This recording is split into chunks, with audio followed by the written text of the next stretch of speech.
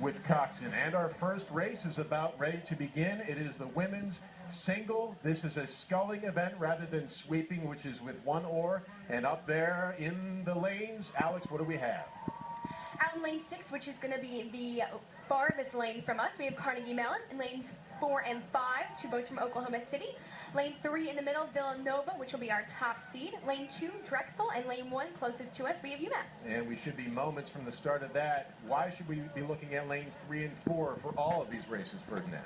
Well, through the preliminary and the semifinal races earlier in this regatta yesterday and this morning, the fastest boats from those races then get seated inside of lanes 3 and 4. Should be some reason as to why we are not starting the race. Sometimes there are problems, but there is a hold right now. But as you see, they are not moving just yet. Alex, oh, there we go. And we are off. The first race here on 6 ABC for the Aberdeen Dad Vail Regatta. Conditions are great, and they are sculling on the water right now for the women's single. Yeah, nice clean start from all the boats. Looked like Villanova in Oklahoma City out there in lane 5. Looked to be, or lane 4 rather, looked to have a very, very sharp start.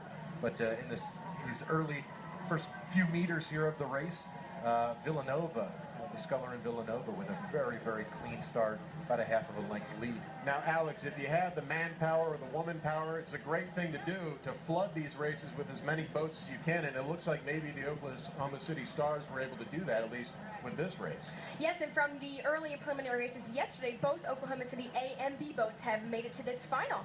Both same competitors as last year as well. Oklahoma City has historically, since the start of the men's and women's collegiate single a few years ago, have always placed a sculler in these races, and both in the men's and women's team, they're very competitive. Now, as opposed to having these team events where you have 4 boats, you have 8 boats, this is every single person on their own. How is it out there in the solitude of this race, or is there really any solitude at all when you're competing? Well, yeah, you can feel a little lonely right now, but I don't think this Nova sculler, this Wildcat here, is feeling lonely when she's got the Oklahoma City rower right next to her, who's pushing her and trying to push past her into first place. We have a wonderful team with us out in the field as well. My partner every morning on Action News, meteorologist Karen Rogers, is along the riverbanks, and we're going to go to Karen right now. Good afternoon. Good afternoon, Matt. We're having a great time already. You know, I wouldn't really call this perfect beach weather, but it's great weather to be standing here on the banks of the Schuylkill River. We had dense fog earlier. We do have a lot of clouds, yet still at this point, just a hint of sunshine trying to break through, and I think it's going to do that during the race. Slightly humid. Wind's not really a factor, about 4 to 8 miles an hour out of the east-southeast today. Storm Tracker 6 Live double scan showing we did actually have a few sprinkles around the area.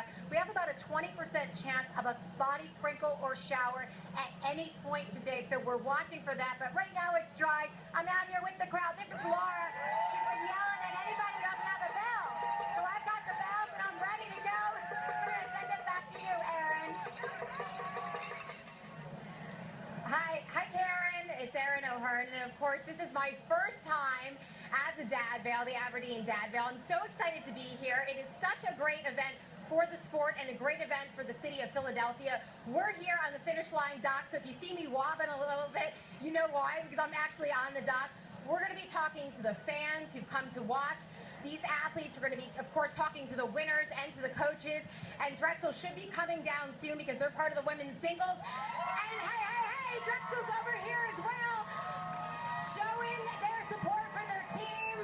They are so super excited, and we're, of course, going to bring you the winners and the coaches soon. Back to you, Matt. All right, Aaron, thanks so much. We truly have assembled a championship broadcast team of our own. It's so great to have Karen Rogers and Erin O'Hearn joining us here for the Aberdeen Dad Vail Regatta. Out in the distance, you see that Strawberry Mansion Bridge.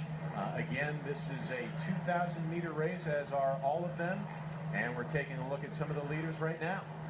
Yeah, the Oklahoma City sculler in lane 4 did overtake the Nova sculler here, the Wildcat, in lane 3, and both of them are looking very comfortable. You can see Villanova right there rowing that Casper Racing shell, made in London, Ontario. Looked over her shoulder to lane 4 on the outside of her to see where she was, and she looks like she's going to take a move now to try to regain first place. Now, obviously, Alex, we do have a Drexel competitor in this race, and I've read some comments from Coach Paul Savell. He says every boat counts, and also sometimes it's good to have a target on your back, which is what they have today.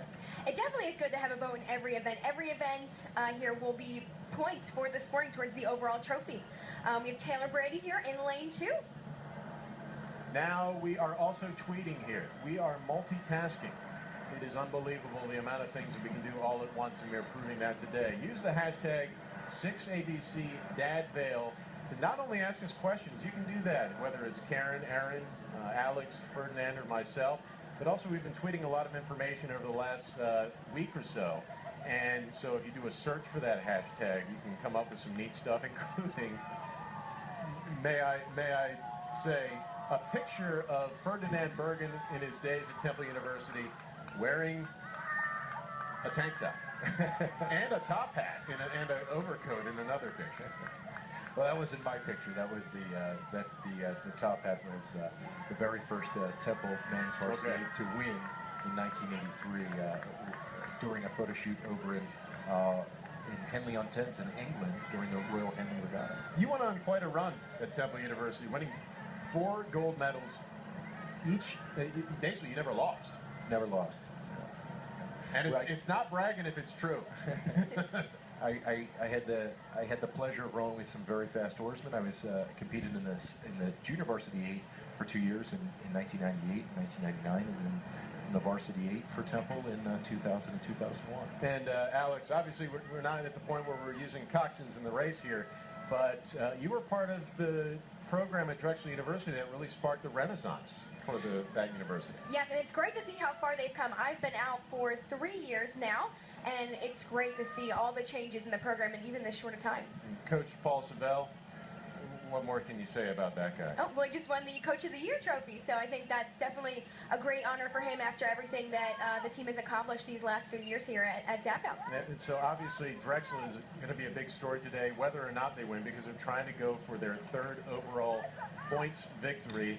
And up to this point, they've already had a pretty darn good season, winning the Bergen Cup, which, yes, has connections to Ferdinand Bergen here to my right.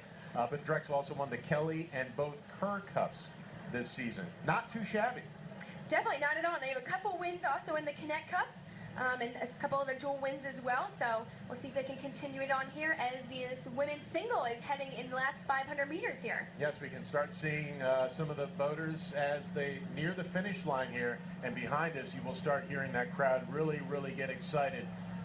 This is part of the race we all love and enjoy. Great shot. If you just saw the Oklahoma City rower with the grimace in her face, it's really starting to challenge her physically as she's coming into these last 200 meters. It looks like she is leading. She's currently a couple lengths up on the Villanova sculler, and then on the outside in lane 5, the B boat, if you will, that second boat from Oklahoma City, trying to challenge Villanova to see if Oklahoma City can go gold and silver in this event. It is without question that Oklahoma City, their A boat, will be coming in first place, many lengths ahead of the Villanova sculler. Senior Liz Matthews, she won this event last year. We're ready to take it home again here today. You can see the running time there at the top of the screen. She looks like she's going to cross in just over 8 minutes, and that's a nice time for these fair conditions. And to win the race, and I know a lot of people at home already know this, but just to tell you, is when the bow crosses. It's not the entire boat, it's when the bow crosses. And that yellow line is something that we here at 6ABC are using to help you see who is victorious. It is not by any means an official tally of the winner, 2nd, 3rd, 4th, and beyond, but it's just something sort of like in the NFL when they put out the first yard line for you. That's right. Who's tired right now? Man, oh man. So the lactic acid is really burning through the entire body. Going to exertion is the main claim to the game. Trying your best, going beyond any human being has gone before. This is the Aberdeen Dad Vail Regatta on 6ABC, and we'll be right back with results from the first race.